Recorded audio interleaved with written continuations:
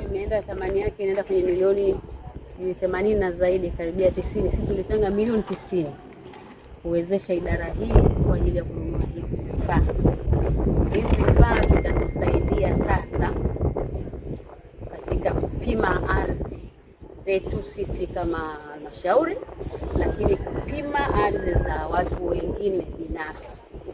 Kwa hiyo hiki pia kitakuwa ni chanzo cha mapato.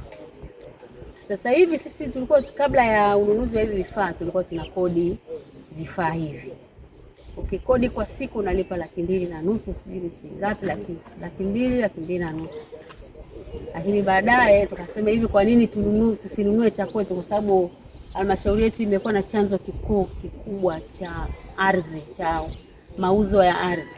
Tukasema turudishe kiasi kwenye idara husika kwa ajili ya kununua hivi vifaa.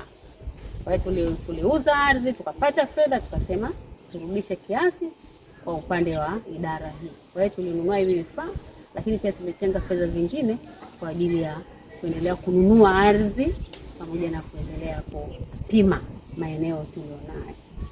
Kwa hiyo vifaa hivi vitatusaidia sana katika kuhakikisha sasa ardhi yote ya umma inapimwa, sawa, lakini kupata hati, lakini pia vifaa hivi vitumike kufanya biashara.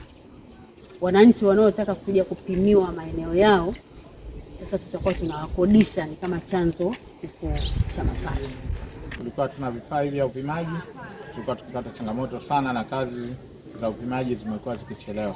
Lakini tumepata hivi vifaa sasa, bezi 2 na rova 2, vitatuwezesha kufanya upimaji wa ardhi kwa kasi kubwa, kwa ardhi ya halmashauri au ya umma, lakini pia ardhi za watu binafsi.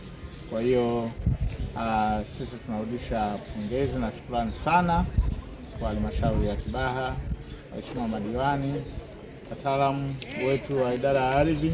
Ni wasihi kwamba vifaa hivi tuvitumie vizuri, viweze kuleta tija, lakini pia tuvitunze ili viweze kudumu kama mkurugenzi alivyoelekeza.